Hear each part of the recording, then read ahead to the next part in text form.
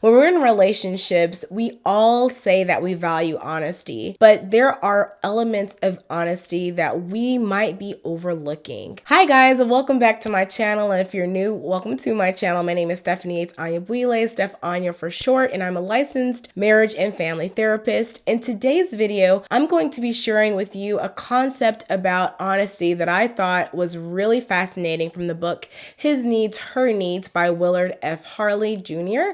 If you're curious, stay tuned. What's on your mind? I work with couples every day, and one of the main things that we're talking about is trust and honesty. A lot of times we all are actually thinking about very specific things that honesty means to us, and in doing so we might be omitting things out that actually put us in a position of actually being dishonest with our partner, even unintentionally. As I've been reading through the book His Needs, Her Needs by Willard F. Harley Jr., I'll be honest and say that this is not a book that I would necessarily recommend to my clients or anyone to read. It was recommended to me, and I'm reading through it because this is what I do, and it's important to me to know what people are talking about and what people are reading about when it comes to marriage and relationships. However, there have been little nuggets in that book that I thought would be helpful to share with you. And today I want to share with you about the concept he talks about of 4 types of honesty. Let's jump right into what those types of honesty are. The first type of honesty, and one that I specifically see a lot of struggles with, especially in therapy, is emotional honesty. This is about sharing your actual feelings about the things that are happening. People are often comfortable expressing emotions such as anger, but they're not always comfortable sharing emotions like hurt, fear, jealousy. Sometimes we hide behind those easier feelings, the ones that don't also bring us shame, and we remain angry. That way, the issues with our partner, whatever they're doing, they're making us angry instead of, for some reason, something you're saying is making you feel insecure, jealous, shameful, etc. So emotional honesty is something that is often overlooked when we talk about being honest with our partners. I want to challenge you to ask yourself, am I being truthful with my feelings about how things are affecting me emotionally within my relationship? Ask yourself that question, and if the answer is no, start coming up with a plan about how you can safely and openly share with your partner how you're feeling. The next type of honesty, number 2, historical honesty. I see people struggle with this when they are feeling a sense of shame, most especially. A lot of times, if I'm working with clients who are relatively shut down, especially with the couple, you'll normally have one person who sought out therapy, who's ready to dive in, who wants to talk, and then you got the person who's there because their partner wants them there. Usually that second person is in session and they're mostly defending reasons why they shouldn't have to share certain things. For them, when it comes to historical honesty, which really just boils down to being honest about your history, they might say, why does that matter now? If it's not affecting our relationship, I don't see the connection between how my father treated me and why that would have anything to do with what's happening in our relationship. No, our issue is we don't have enough sex. They're thinking, okay, this is a separate problem from what I've dealt with in my past. But when we're honest about our history, whether it's histories in previous relationships, histories with our family of origin, even history within the relationship that we're in, we have more insight into what is the issue right now, if there is an issue. Even if there aren't issues, it can help you to maintain a space of peace in your relationship because your partner is familiar with your triggers, they're familiar with why you see the world the way that you do. I've got couples that I see where maybe there are financial stressors in a relationship, and it's not that they're really having an issue making money or saving money, but maybe they've been in relationships in the past where they were taken advantage of, and they ultimately made a promise to themselves that they would never be in that compromising situation again. which makes sense. Those layers of protection absolutely make sense. But if you have agreed to be in this relationship, especially if you are agreeing to marriage, a certain level of trust is required for success of that marriage. And if you can't provide historical honesty, then you also cannot provide your partner with the tools they need to be the best possible partner that they could be to you.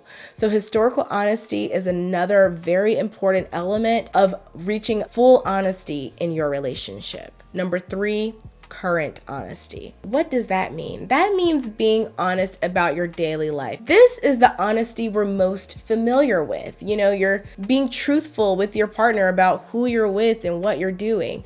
But I encourage you or challenge you to take that to the next level. Sometimes we can avoid arguments, miscommunication, frustration when we're proactive in our honesty. Maybe sharing schedules, for example. If you can see what's on your partner's calendar, you can avoid scheduling things that are going to lead to an argument because now you're double booked. I'm a huge advocate for sharing locations. Now, I have had a lot of couples push back on privacy. In the most successful relationships that I see, that is not an issue. And it's really an issue of safety, wanting to know where your partner is, being able to abate any worries, and also having that trust there that my partner is where they say that they are. And so that is another element of current honesty that I encourage you to consider.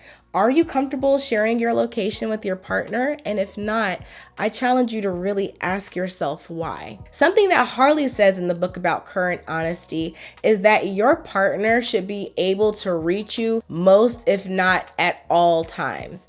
Now, I know that there are some caveats there, right? If you're a doctor and you're performing surgery, obviously you can't just pick up the phone. What I really appreciated about what he said in that portion of the book is that when your partner knows that when they need you, they can reach you. If you're in a meeting, you say, give me a second, I need to answer the phone. You actually end up getting less calls, right? Because this person becomes more familiar with your life and they know when it is and is not appropriate to talk with you. Current honesty is a lot easier when you can be reached easily.